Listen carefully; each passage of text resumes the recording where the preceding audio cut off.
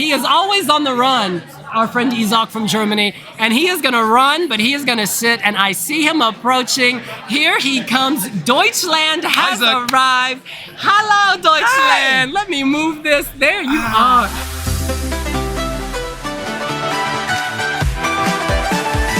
How are you doing? So good. But the real question is, how are you doing? I'm doing very good. I love the weather here in London. Oh, you're the first person to say that. Really? Yeah. The sun is shining. What's the matter? We never get it, so it opened up for you, perhaps. Yeah, it's crazy good. I love it here.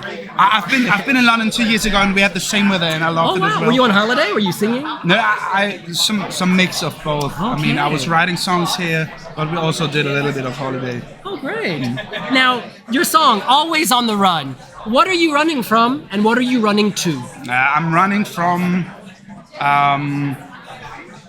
the problems I never solve, and I'm running to salvation and to fun things. Actually, like I'm always running from all the pressure and the problems and the struggle in life with doing things that I love and that are important as well. But you know, it doesn't solve the problems. The problems get bigger and bigger, but the fun thing that is also important and that I'm building up is also like getting bigger and bigger.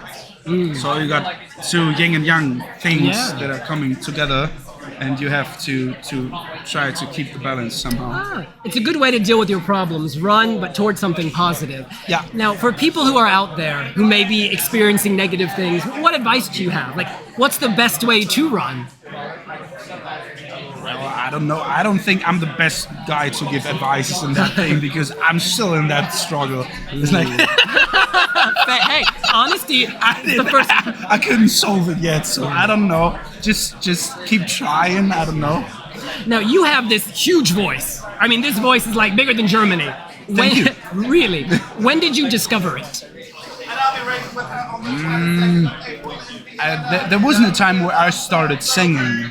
It was just always a part of my life. I grew up in a very musical family, and everyone was playing instruments and stuff like that. I grew up in a Christian family, and we were also like my father was a worship leader in the in the church.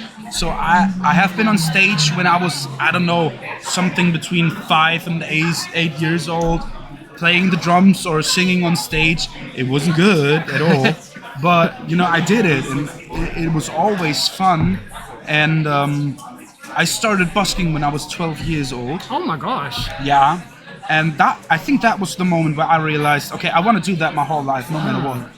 Now, busking, people can be cruel to buskers. Like, it's a hard gig. Yeah. What was it like? Was it always positive, or sometimes was it? No effing way.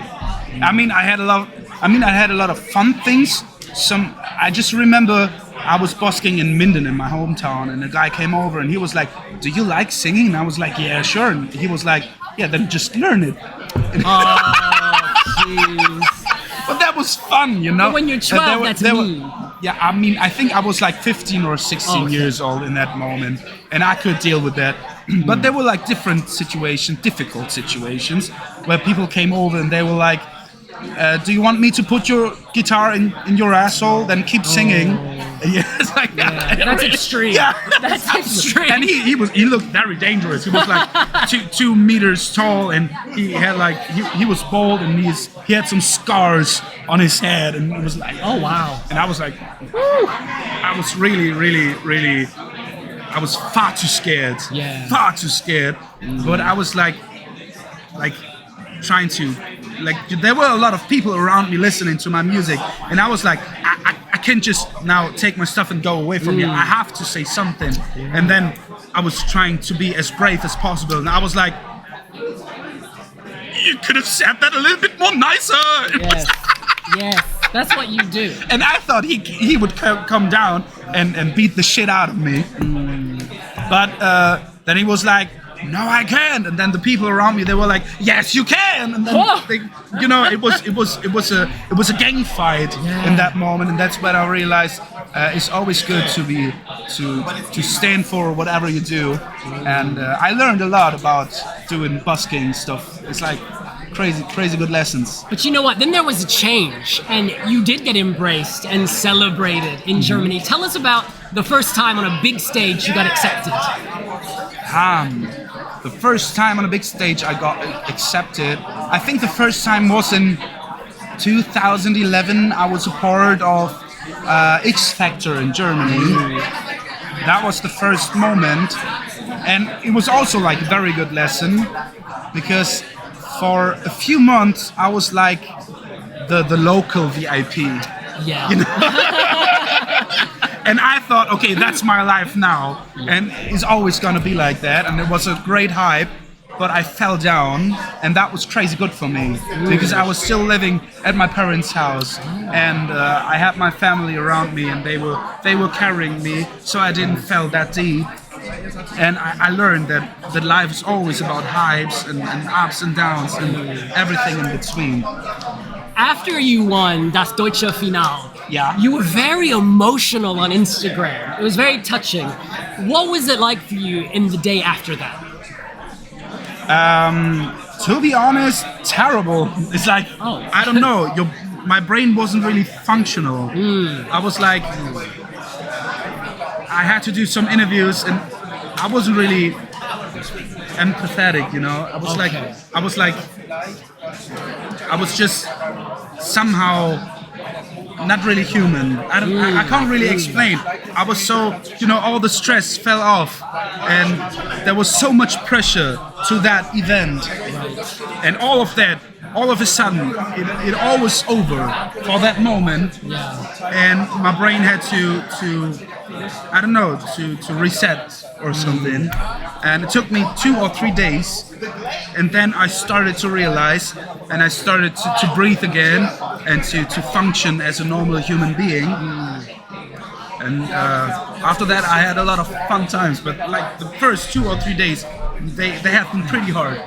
But the good times are here again. Absolutely. Fantastic. Now, looking toward Malmö, will you change the staging? Yeah. Ooh, what can you tell us? What can I tell you? There is gonna be a lot of fire. Fire, fuego. I won't say nothing more.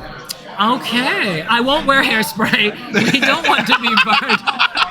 Now, Isaak, final question for you, because the people want you. Yeah. When they see you on stage in Malmö, what do you want them to take away from your song or remember?